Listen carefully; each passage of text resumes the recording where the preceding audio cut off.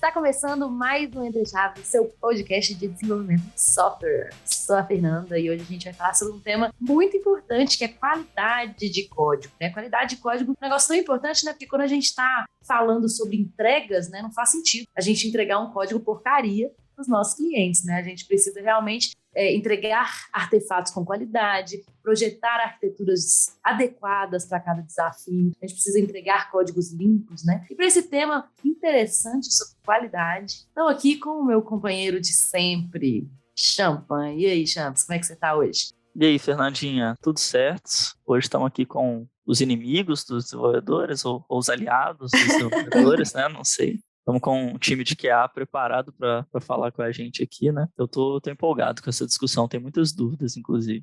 Eu também. É isso aí. Então, e aí, galera? Fala aí, Jonathan, tudo bem? Se apresentem pra gente, são todos novatos aqui dentro do Entre Chaves, nunca participaram. E aí, então se apresenta aí pra gente, Jonathan. E aí, galera, eu sou o Jonathan, eu sou QA Lead aqui na DTI, vai fazer uns 2 anos, e estou aqui para falar um pouquinho para vocês sobre os processos de qualidade, a atribuição de valor que a gente pode agregar no projeto, e isso aí, estou bem empolgado também, igual o Champs. Boa, estou aqui também com a Doriette. E aí, Dori, você tá boa? Encontramos a Dori, Tava doido para fazer essa piada. Eu sabia!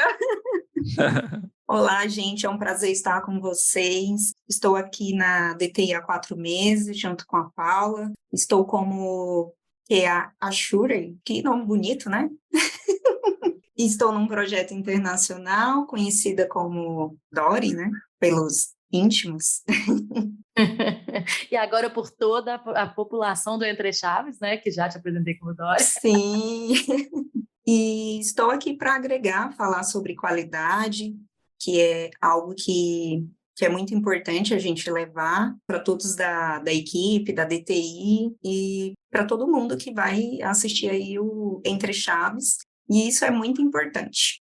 Boa, Dori. E aqui também com a gente está a Paula. E aí, Paula, Oi, gente, tá boa? Prazer, tudo bem? Eu tô muito bem. Eu vim aqui para tirar a dúvida de vocês sobre a qualidade, para mostrar para vocês que bug não é um bicho de 7 cabeças. E é isso. Tô aqui também num projeto internacional, na DTI, há pouco tempo, e tô aqui para ajudar vocês, se vocês precisarem. Boa. Muito bom, gente. Assim, essa história da qualidade de código, eu acho que essa pode ser a primeira pergunta / polêmica aqui, desse episódio, que é justamente assim, a gente começou falando sobre qualidade de código e temos aqui 3 pessoas que atuam como QAs, que estão ali no time para olhar para a qualidade de código. Então, primeira polêmica lançada. Vocês acreditam, que qualidade de código é uma atribuição somente da pessoa que trabalha com qualidade de código ou é atribuição do time todo? Como que é isso?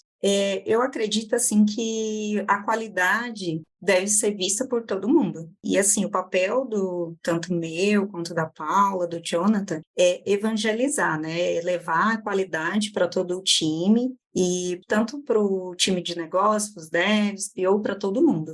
E quanto antes a gente identificar um bug ali na documentação, nos testes unitários, nos testes de serviço, quanto antes, melhor. Então, é super importante. É legal que tem um ponto também, não sei se todo mundo já viu, existe um manifesto do teste, gente. E aí nele diz, assim como tem no Scrum, tem alguns atributos lá, um dos atributos do manifesto do teste o teste é responsabilidade de todos e não só do testador. Então, desde que a gente começou a tratar isso com um pouco mais de carinho, e passamos a ter mais ferramentas, igual esse próprio manifesto, acaba que cria-se a nossa profissão, que é a pessoa focada na qualidade, justamente para trazer isso, igual a Doriette falou, para o time, e não mais para uma pessoa só. Ele acaba mudando junto com o conceito do ágil. Antes a gente tinha uma pessoa que ela ficava só no final da esteira testando, e o dev desenvolvia, a pessoa testava, o dev desenvolvia, a pessoa testava. E acaba que isso não era ágil. A gente acaba que ficava bloqueando, alergiava histórias, E com essa mudança, essa vinda do ágil, o conceito acaba mudando para o teste também. Então, a gente começa a trazer o teste não só para a última etapa do processo, mas para o processo como um todo. Eu acredito que é muito importante a gente trazer a qualidade para o ciclo inteiro de desenvolvimento, Desde os testes unitários, os testes de integração e os testes do sistema, Como a interface do usuário, o teste final, que era o mais comum entre a galera, né, do desenvolvimento, mas é importante, assim como a Dori comentou, né, desde o começo, quanto antes você encontrar ali o que precisa ser arrumado, ajeitado, testado, gera mais valor para a aplicação, né? Você diminui. Você achar um erro ali nos testes unitários, sai muito mais em conta, né, mais fácil do que você encontrar só lá na interface, né, do usuário, quando chegar para a produção. Então, quanto antes você conseguir detectar, né, esse erro, essa falha, melhor. E uma coisa que eu já queria colocar de cara no episódio, assim, que é um mito aí, né? Que bug é ruim e tal, mas encontrar bug é ótimo, né? É muito bom encontrar bug, ainda E mais quanto antes de antes, chegar na produção. e quanto antes melhor, porque a cada vez que você vai empurrando o bug, mais, como é que eu posso falar? É mais caro para o cliente encontrar numa produção. Então, Sim, Com certeza, né? Quanto antes você tá quanto economizando antes dinheiro, melhor. de fato, né? Que tá Sim, realmente sim. E o fora custo o do bug. retrabalho. Exato. Exatamente. O custo do bug, quanto mais ele está, né, perto da produção, maior é Sim. o custo do bug, de fato. Sim, sim. E também na qualidade, a gente fala do shift left test, né? Que é levar a qualidade para o início do projeto. Quanto antes você levar ali para o que a gente fala a qualidade levar para o início do projeto, melhor, que é na parte do refinamento, na hora que o PO está desenvolvendo ali a história, fazendo o levantamento dos critérios de requisito, e o QA está ali atuando junto com o PO no refinamento. Legal. A gente já usou esse termo aqui antes, quando a gente estava falando sobre segurança, né, Champs? Assim, o shift left, né, de realmente levar esses requisitos de segurança na época, agora a gente está falando sobre qualidade, quanto antes, né, para o início do processo, para o refinamento das features, para que isso realmente passe a ser considerado como algo intrínseco ali do projeto, né? Mas eu queria fazer uma pergunta para vocês relacionada a essa primeira polêmica que eu coloquei, que é, quando existem QAs no projeto, os devs ficam mais avacalhados? Eles ficam se preocupando menos com o teste ou não? Qual é a percepção? Eu acho que depende, viu, Fernandinho? Depende muito. A ideia é que não seja meio que uma muleta, né? Mais que a gente atue juntos para garantir uma qualidade juntos, né? Em etapas diferentes, né? E a gente tem um outro recurso nessa evolução toda, que foi a pirâmide de teste, por exemplo. A gente atua em partes diferentes da pirâmide de teste, para que juntos a gente consiga completar a pirâmide. Então, por exemplo, um dev, ele vai focar na parte dos testes unitários ou de unidade. A maioria dos testes vão ser esses testes unitários. Aí, as outras etapas de teste, testes de integração, de UI, aí o QA pode entrar para complementar esse trabalho e agir, igual a Doriette falou, uma coisa mais colaborativa, né? E menos muleta. Legal. Você pode, Jonathan, achei interessante o que você falou, né? O dev, então, ele trabalha muito mais na base da pirâmide de testes ali, né? Na parte dos testes unitários e tudo mais. E nessa especialização de QAs, de pessoas, né, que estão ali para olhar para a qualidade, é mais na parte superior da pirâmide, seria, né? Como automação de testes end-to-end. Então, seria mais essa parte ou testes manuais? Como que é isso? Quais são os tipos de QAs aí? Não só, tem um pouco mais, né? Não é simplesmente cumprir os outros 30% da pirâmide, e sim garantir que todo mundo tá focando em realmente fazer os outros 70%, que seriam os testes unitários. Então, o primeiro passo é garantir que essa base da pirâmide está sendo feita direitinho, a gente faz aqui na DTI um processo de validação em dupla, né, para poder checar junto o roteiro de testes e tudo mais, garantir que essa base está sendo feita e bem feita, não só feita, né, e a partir disso, garantimos que está tudo certo, a gente pode partir para as outras partes da pirâmide, né? E a gente consegue, depois que tem o básico bem feito, partir para um teste de integração, um teste de UI, partir para um teste end-to-end, consegue atingir outras partes da pirâmide. E aí a gente completa ela e entrega um software de um valor imenso, né? Que eu acho que é até interessante pontuar, por exemplo, na hora que um usuário final está querendo adquirir um produto digital que é um banco, por exemplo. Na hora de entrar para um banco, a primeira coisa que você olha é se você está seguro ali, está tudo certinho para você poder ser um produto bem feito, com qualidade, né? E na hora de escolher, você vai escolher, por exemplo, um produto de banco que tem várias falhas ali, ou um produto que está tudo certinho. É uma coisa bem básica, mas o que garante que o primeiro produto esteja certinho é justamente um conjunto de testes unitários, um grande conjunto de testes de integração. Esse conjunto de testes que forma a pirâmide, quando a gente tem uma aplicação bem feita, quer dizer que ela foi cumprida. Então, é onde o usuário vê o valor lá na ponta, né? Com certeza, né? A gente já trouxe algumas vezes aqui para Entre Chaves esse tema, né, de testes automatizados e tudo mais. E, assim, para mim, um grande valor dos testes automatizados é justamente garantir a manutenção de um sistema, né? Porque quando você testa manualmente ou de forma automatizada, a primeira vez, aí vocês podem me criticar se vocês acham não concordarem com isso, Sim. tá? Mas a primeira vez que você testa, talvez o custo de um teste automatizado, ele não se paga tanto. Mas ao longo do tempo, né, ou seja, a médio e longo prazo, o custo de um teste automatizado se paga demais. E aí você está realmente garantindo a manutenção saudável, garantindo que as alterações vão ter um mínimo de impacto, né? Então, a médio e longo prazo, o investimento acaba se pagando nesse tipo de testes, né? E a gente, às vezes, vê alguns clientes que ainda não conseguem exatamente fazer esse tipo de análise. Olha para a fotografia do estado atual e pensa, eu não preciso investir em testes automatizados. Quando, na verdade, provavelmente ele vai se pagar ao longo do tempo. Eu acho que os testes automatizados, eles são super válidos, assim, para grandes projetos, grandes aplicações que precisam de sempre implementação de novas features. Como você falou, para essa manutenção, os testes automatizados, eles são super válidos. Você garantir que assim, as inovações e as mudanças que você está implementando na sua aplicação, elas estejam rodando sem ter interferência no que já foi desenvolvido, o teste automatizado, e é uma ótima ferramenta, né? Ele faz isso de uma forma muito mais rápida do que ali colocar 1, 2, 4, 5 QAs, né, para fazer essa avaliação manualmente.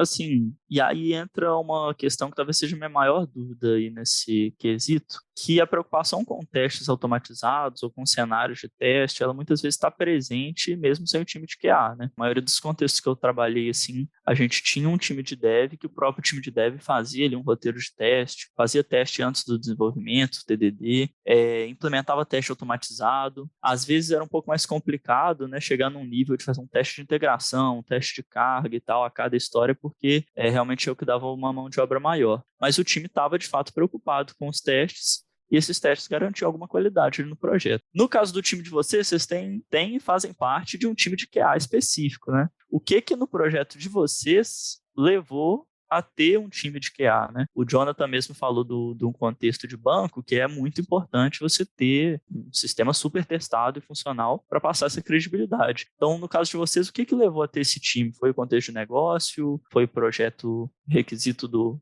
cliente mesmo? O que foi?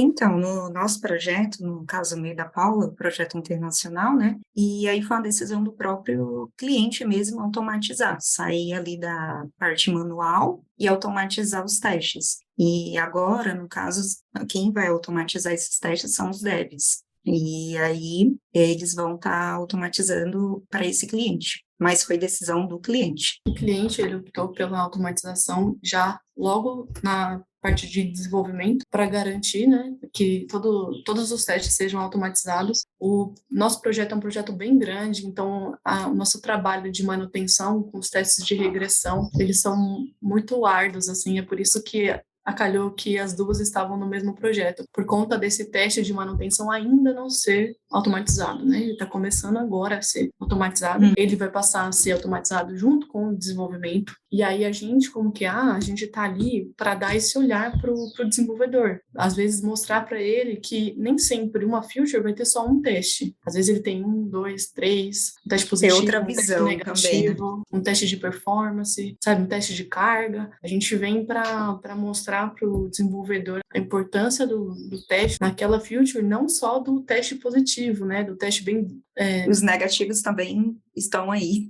Exato. Tipo, geralmente a pessoa desenvolvedora, ela tem mais esse olhar voltado para o funcionamento daquela feature, não só com a integração daquela feature nova com uma nova já desenvolvida. Então, a gente vai trabalhar ali nessa evangelização, né, que a gente fala, da qualidade, mostrando os outros lados aí, além do desenvolvimento e do teste positivo, que de cara, né, é o primeiro teste, assim, a ser visto. É o teste da funcionalidade. E às vezes a gente precisa ir mais a fundo para garantir a qualidade daquela aplicação. Inclusive, Fernanda e Champagne, a gente fomos propulsoras na automação do nosso time lá. Na parte de QA, a gente já atuava como QA manual, e iniciamos um pontapé de alguns projetos na parte de automação de testes, e agora os devs estão fazendo a instalação da ferramenta e vão dar continuidade. E aí, no caso, como a Paula mesmo falou, a gente está ali para dar um suporte, todo o suporte para eles e entender também e dar maiores informações sobre a ferramenta também. Vocês fazem automação também? Sim, começamos. Vocês programam a automação também, Sim. né? Fazem um teste automatizado? Sim, a Entendi. gente iniciou, a gente só fazia a parte de testes manuais, né?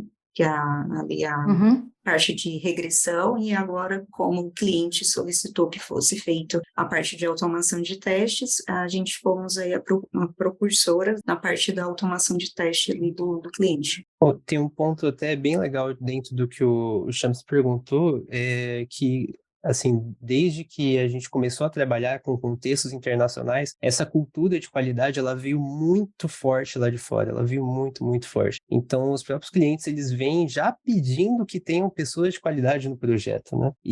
Porém, a gente tem uma dificuldade muito grande desde o começo, que foi essa questão da automação. O cliente, ele vinha querendo, eu quero 5 pessoas para testar manualmente o meu projeto, porque é mais barato. Só que não é porque é mais barato agora. Talvez, igual a Fernanda já comentou, ao longo do projeto, isso se paga e muito, gente, e muito, porque a gente acaba tendo um problema que é, na implementação de novas features, garantir que as features passadas não sejam impactadas. Esses testes chamam teste de regressão. Imagina que você construiu um software de 1000 features, é muita feature, e você precisa testar cada uma delas manualmente toda vez que for publicar. Gente, não dá. Não dá. Eu Então, mesmo já participei de projetos que faziam esse tipo de regressão manual, que assim, você fazia uma sprint e ficava um mês testando. Assim, né? É um negócio absurdo, né? E a gente vê que, principalmente como você falou no início, quanto mais a gente usa as metodologias ágeis e vê o quão é importante que o teste esteja, né, na esteira de fato de desenvolvimento, parece mais absurdo ainda a gente precisar de fazer um negócio, uma regressão de um mês para liberar algumas features. Parece que a gente está na contramão, né, da evolução, porque a gente aqui mesmo no Entre Chaves já falou várias vezes quão é importante a gente fazer depois com mais frequência, a gente errar rápido para corrigir rápido, sabe? A gente conseguir realmente ter um lead time de entrega mais rápido, né? E aí parece absurdo ter testes manuais que gastam mais do que o desenvolvimento de feature, né? Então, assim, para que a gente esteja na direção da evolução, parece que faz mais sentido realmente ir para um caminho de testes automatizados, de realmente estar nessa parte de automação para se gastar cada vez menos mesmo com testes manuais. E até nesse sentido, eu fiquei pensando, né, enquanto vocês estavam falando, que realmente um projeto que começa do zero e que já investe desde o início em testes automatizados, me parece que ao longo do tempo os testes manuais vão diminuindo cada vez mais. E aí o QA, esse profissional de qualidade, eu fico na dúvida, assim, e aí, né? O que ele faz nesse momento? Eu estou entendendo que vai para automação de testes, né? E vai garantir a qualidade de forma automatizada, certo? Sim. A gente vem mostrar, assim, que o teste, ele não é um método só de avaliação, tá certo ou tá errado. Não, o teste, ele vem para ajuda do desenvolvimento, ali, para garantir desde da qualidade do código até a ponta da pirâmide, que seria o usuário final. Então, a gente vem para garantir a qualidade não só como uma avaliação, né, e sim como uma ajuda, um suporte para o desenvolvimento, para a interação do site, da aplicação, enfim. Tem um ponto legal que é a questão dos tipos de testes, né, também, que a gente tem desde do começo ali, aquela parte do teste de aceitação, que a gente vai pegar os requisitos, está cumprindo o básico, beleza. Aí a gente parte para outro tipo de teste, está integrando tudo direitinho, beleza. E a gente vai subindo as etapas e chega no momento que é interessante trazer tem uns pilares, né, que a gente chama da qualidade, que ela não é simplesmente essa parte funcional ali de cumprir os critérios ou não de uma história, né? Ela acaba que pode ser tanto funcional como estrutural na parte de código mesmo. O código ele tem bastante codesmell, a gente passou um linter ou não, tá tudo certinho lá, sem codesmell, sem possíveis bugs. Então, se tá tudo bem ali, beleza, se não tá, a gente pode trabalhar essa parte estrutural, né? E ainda assim, se essa parte estrutural tiver tudo certo, a gente pode trabalhar o pilar de processo também. A gente pode trazer qualidade para feature em si, para o código e para o processo inteiro, que é a esteira de desenvolvimento como um todo, né? A gente é um profissional muito livre dentro do desenvolvimento para poder atuar na qualidade. Eu ia complementar com relação à automação que o cliente ele está pensando em custo, né? Então, a parte ali do automatizar, eu acho que é tendência, acredito que seja tendência dos clientes ali estar migrando do manual para o automatizado, até pela questão ali da segurança, da eficiência da automatização, né? E a parte de assertividade do processo. E aí, no caso, eu acredito que vem para ficar a parte de automação mesmo.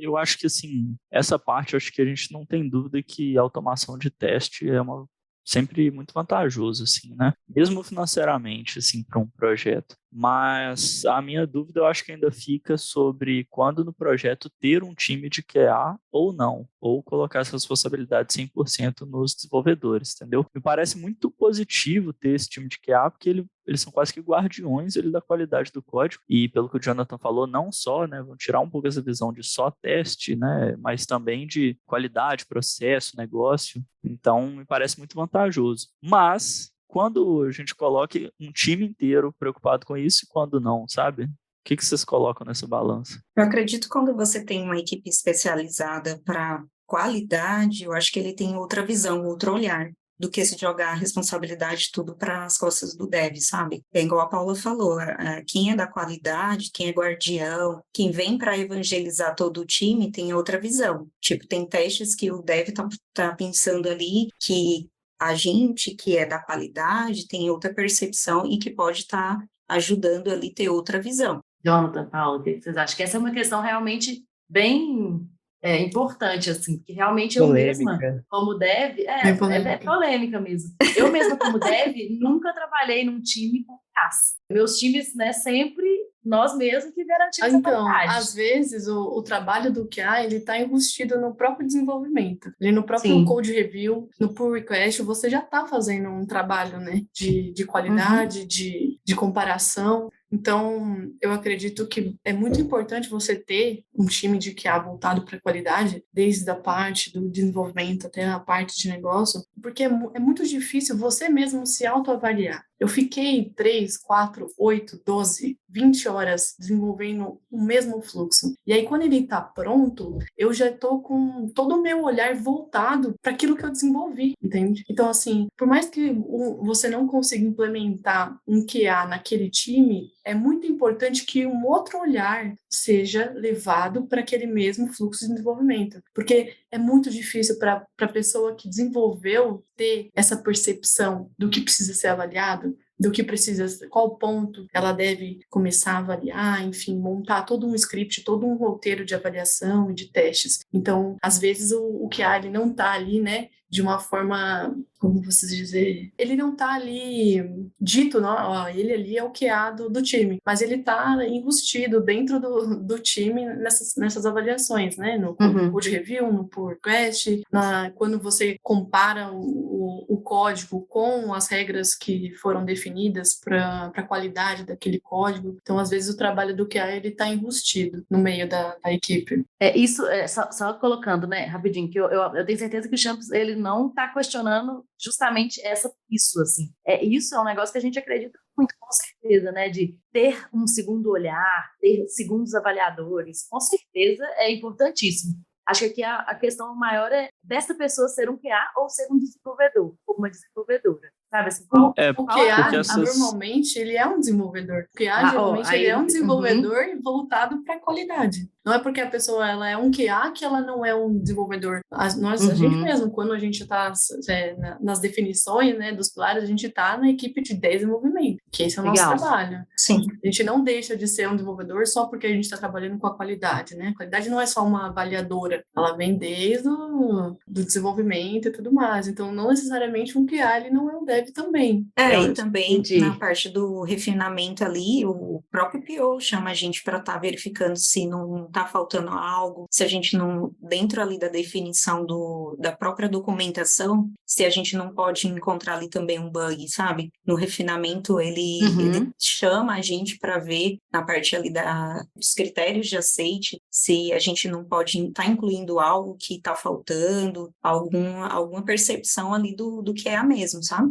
Eu acho que é interessante trazer a história ali de, sim, por que que a gente existe, né? Tipo, o que a Paula falou tipo, é muito verdade, porque quando a gente começa o processo lá atrás, era todo mundo dev, gente, era todo mundo dev. Então, todo mundo desenvolvendo ali, no COBOL da vida, Nossa e... Senhora.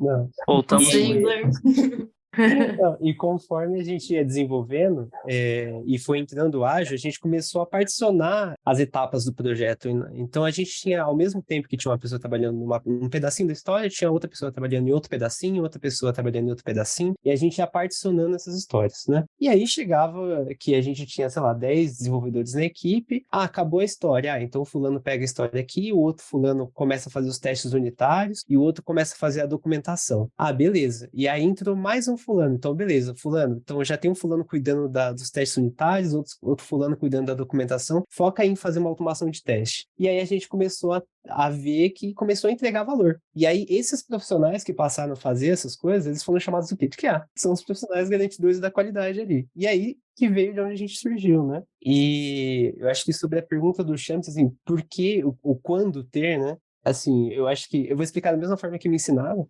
que se a gente está fazendo, por exemplo, software de uma companhia aérea, fazendo software de avião, né? Todo mundo voa, todo mundo sabe que uma queda de avião é triste, né? Só que ao mesmo tempo a gente sabe que é um dos meios mais seguros, né? E aí eu te pergunto, quando a gente tem a situação igual a Doriette falou, né? A gente tem um dev desenvolvendo ali a feature da turbina, por exemplo. O dev está o mês inteiro fazendo a feature da turbina. Ele está totalmente enviesado na hora de fazer os testes. Vamos supor que nessa visão enviesada ali dele, ele consiga atingir ali cerca de 90% de cobertura ali, dentro da criação de cenários para a turbina e tudo mais. 90% é um bom parâmetro para você, que você quer assumir ou não? Tipo, sabendo que 3.900 aviões estariam com falha. E aí que entra Não, o com QA. certeza não. O QA vai garantir que esse número seja um pouquinho melhor. É por isso que, assim, eu fiz essa pergunta, até porque talvez, dependendo do cenário, sim, seja mais interessante você ter um time específico para QA do que não ter, porque essa preocupação em não ser o mesmo desenvolvedor de testar a própria história, a gente tem também, né? A gente tem ali meios de garantir isso, talvez, assim, fazer um teste em dupla com outro desenvolvedor, fazer um code review em dupla e colocar uma política de aprovação ali do review de, sei lá, sabe, qualquer que seja, para garantir a qualidade máxima do seu código. Então a gente vai ter essa preocupação, mas me parece que, assim, ter um time que faz isso com uma boa expertise, digamos assim, exige uma maturidade bem grande do time, né, de conseguir desenvolver bem, validar todos os cenários, construir teste automatizado, construir teste de integração, teste ponto a ponto, teste de carga. Então, existe uma maturidade muito grande do time de desenvolvimento. A partir do momento que isso se torna algo que é muito importante, sabe, para o negócio, igual você está comentando do avião, aí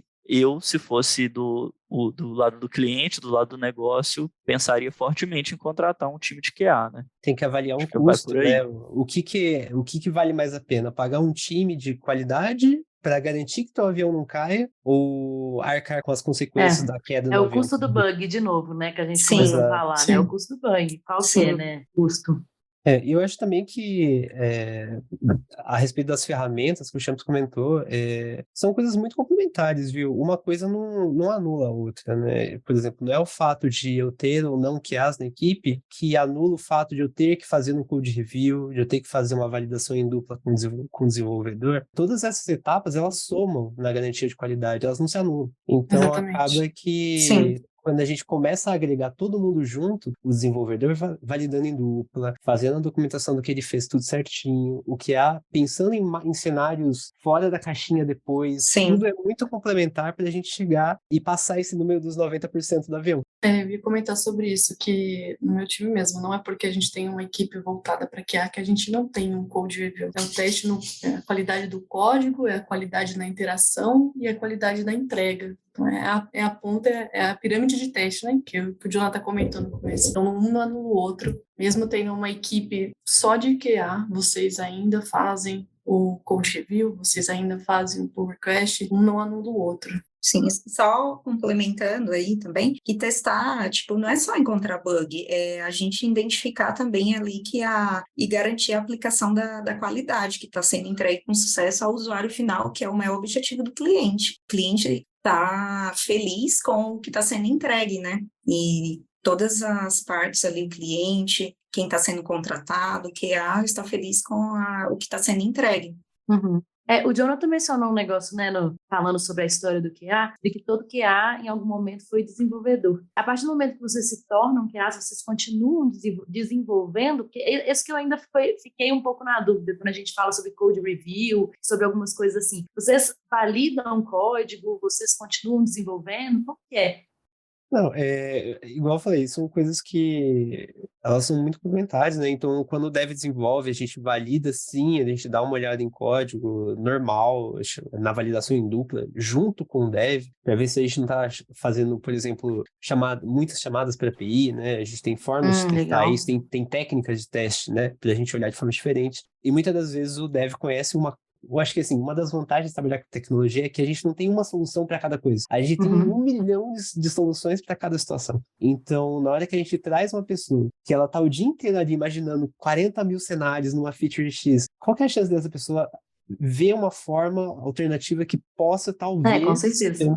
se agregar ali no que eu tô fazendo? É muito grande, é simplesmente enorme. Sim, esse ponto que você falou é bem interessante mesmo. Não tinha pensado sobre esse lado. E assim, talvez um contraponto que eu estava pensando era, aí pedir até a opinião de vocês, né? Se vocês não veem que afastando o time de dev, de desenvolvimento das histórias, das funcionalidades mesmo, desse time de QA, você não traz perdas com isso. Talvez assim, vamos supor, eu vou desenvolver um fluxo e eu estou ali pensando naquele fluxo, não só em como eu vou desenvolver para solucionar aquilo, mas quais vão ser as melhores práticas de código para eu aplicar ali, quais vão ser os cenários de teste que eu vou testar ali e tudo mais. Então eu estou por dentro daquilo, assim. Talvez num projeto que você ir como QA, talvez vai estar lidando com vários cenários diferentes, várias histórias diferentes que querem atender objetivos diferentes, sabe? Então, o contexto deve mudar toda hora. Isso não atrapalha para pensar nos testes ou pensar adequadamente naquele contexto, entendeu? O quanto que afastar esse time de dev do time de QA acaba impactando aí em como vocês podem entregar essa qualidade. Vocês não mandam, eu mando. Não, mas igual eu falei, é muito somatório, Champs. Tipo, o que o dev faz não anula o que o QA faz. A gente pensa em cenários juntos. Então, se o dev desenvolveu e pensou em 14 cenários de teste para a feature que ele está por dentro, o QA vai chegar, vai dar uma olhada no que foi desenvolvido, no que foi desenvolvido em código, no que foi desenvolvido de cenários, e pensar nas coisas fora da caixinha. Mas esse usuário... Um exemplo de bug, assim, que eu acho que você vai concordar comigo que só o QA faria e nenhum dev jamais faria. Eu reportei um bug um tempo atrás que eu simplesmente coloquei no card. Abre tal tela, aperta tal botão e aperta 400 vezes o botão rapidamente. Que dev quer fazer isso? Então, é um cenário muito fora da caixinha que... Ao mesmo tempo, na mesma feature, eu tinha um cenário que o dev desenvolveu, que é coloca o fluxo com um item válido, um fluxo com item inválido, que é uma coisa mais simples, enquanto que ela estava lá, batendo 400 vezes no botão, entendeu? Então, são coisas que elas acabam que se somam. É bem complementar. Tudo isso para garantir a qualidade final. Eu lembro de um bug uma vez também que era de carrinho, sabe? A quantidade de item de carrinho. E aí a galera que desenvolveu, ela testou até 9 itens. 9 tá bom. 9 tá ótimo. Quem vai comprar mais que 9? Quem vai comprar 10? Vê lá, né? Se comprar 10 é muito azar. Muito azar. E aí, a partir do momento que a gente colocava ali, né, 2 dígitos, 10 e tudo mais, parava de mostrar a quantidade de itens. Então, assim, a função do QA é trazer essa percepção, né, de negócio para a área técnica, é juntar essas duas áreas, é ficar, igual o Jonathan falou, é entrar na área técnica, mas também tá na área de produto.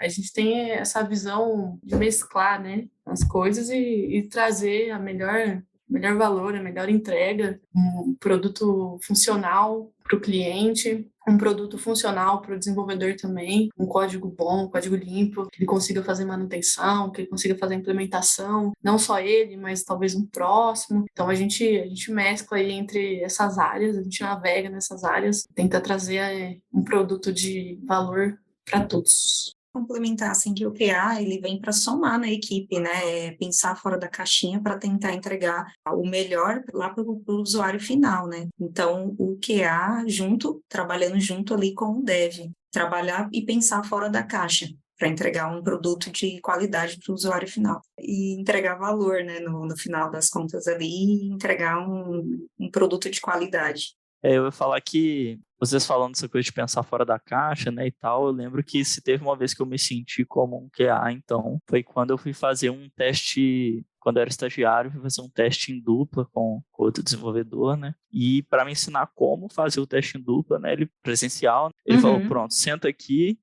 olha essa tela aí, tá vendo essa tela? Eu que fiz essa tela. Agora, a sua missão é quebrar essa tela. E assim, aí eu fiquei lá um tempão assim, Quebrando a batendo a cabeça. cabeça no teclado, fazendo tudo que eu podia ali para quebrar de Exato. qualquer forma ali a tela que meu colega construiu. Então, é basicamente isso daí, né? Vocês Eu fazem acho para que eu pensar acho fora da que caixa aí.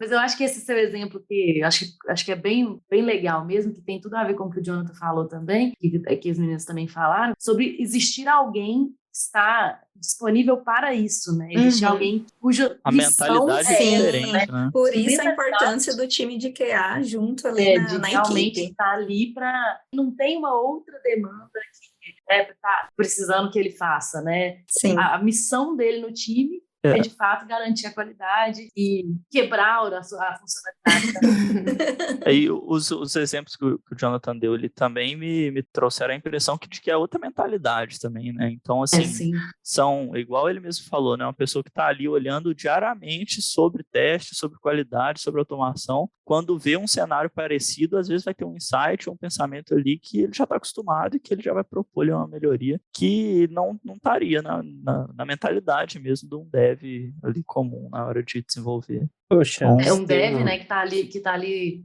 fazendo a funcionalidade, como a Paula acho que mencionou bastante, né, que tá ali 100% do tempo naquela funcionalidade, já pensando, já com vieses, já com tanto de coisa que talvez não vai conseguir pensar fora da caixa, mas também não como uma liderança, por exemplo, um DL de um time que também está ali com outras milhões de coisas que às vezes vai validar um código, também não está 100% do tempo imbuído na missão de quebrar aquele código, né? Então, assim, realmente é uma mudança de mentalidade, como vocês estão falando.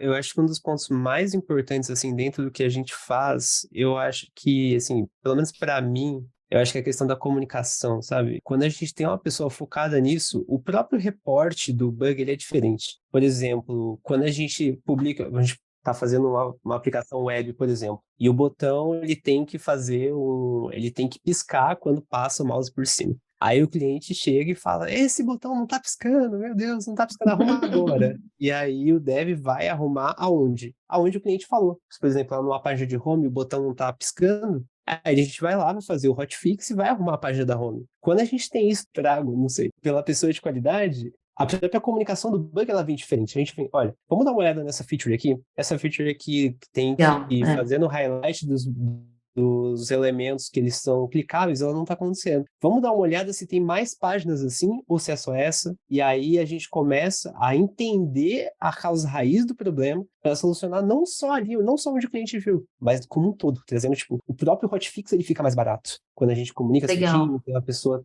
trazendo isso de formas diferentes, né? A Paula até já tinha ressaltado isso, né? Que o QA vira essa ponte entre negócio e desenvolvimento, né? Então, bem legal isso que você falou, porque realmente muda o jeito, a percepção, né? Porque vocês têm contato com o código também, diferente de POs, né? Ou de pessoas mais do negócio, vocês têm contato com o código também. Então, vocês têm a condição de falar, poxa, lembra aquela feature lá que a gente desenvolveu desse jeito, ela provavelmente está sendo impactada ou vai impactar. Gostei, achei interessante aí a abordagem. Tem uma questão dos comentários no código, todo mundo fica falando, né? Meu Deus, eu tenho que ter um código bem comentado, eu tenho que ter um código sem comentários, o que eu faço com os comentários? Meu Deus, e ninguém sabe o que faz. E a gente coloca trilhões de comentários, quase vira você vê a aplicação do cara, é quase um discurso, né? É uma redação do Enem, e acaba que a gente nem sempre entrega uma boa aplicação simplesmente porque tem muitos comentários. Eu acho que,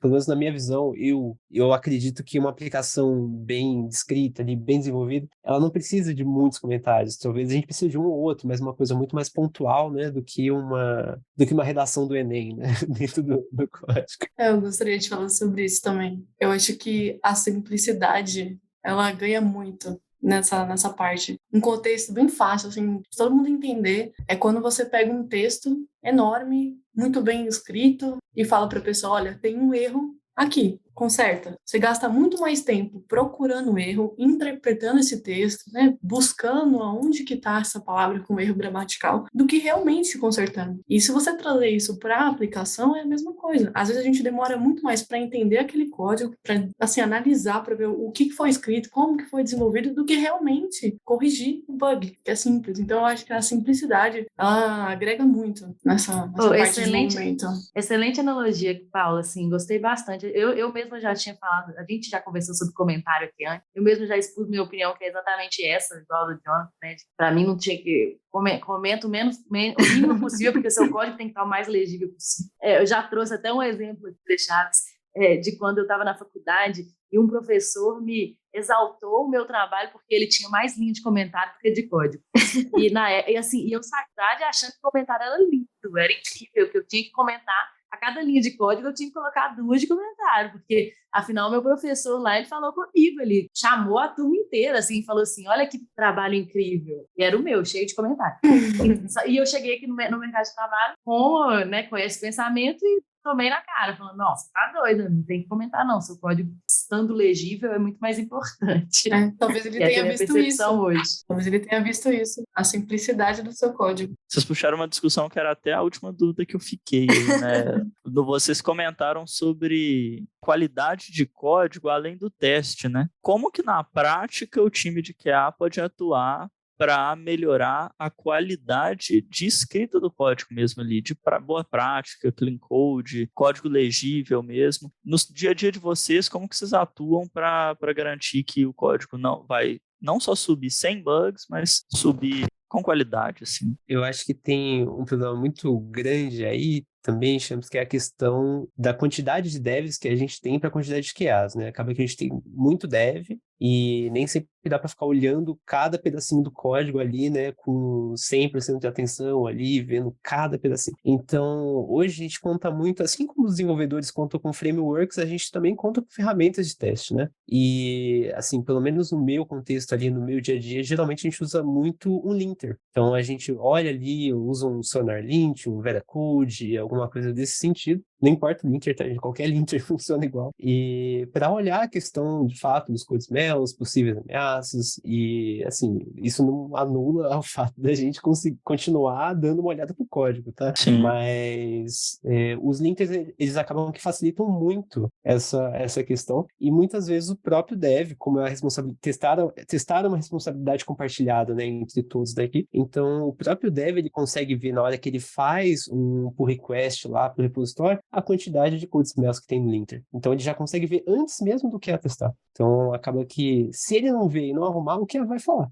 Mas, assim, o linter tá lá mostrando para todo mundo o tempo todo. Bom, galera, gostei bastante do episódio. Acho que a gente falou bastante sobre qualidade e como, né, o AQA, né, podem somar ao dia a dia dos desenvolvedores nesse quesito de qualidade. Foi um papo bem legal, bem interessante. É isso aí, muito obrigada. Quero mandar um beijo aqui, um abraço para todos vocês e todos os ouvintes, principalmente para uma pessoa que estava aqui, eu estava conversando com ela aqui, tô numa sala de guerra, gente, e aí eu falei assim, tô gravando um episódio do Entre Chaves, e aí o Natan me pediu para eu mandar um beijo para ele. Beijo, Natan. Se ele não escutar até o final... Se ele não escutar, olha né, aí. já. É isso aí, então, valeu, gente. pessoal. Valeu, Muito galera. obrigado. Até a próxima. Tchau, gente. Valeu. Tchau, tchau. Obrigada, gente.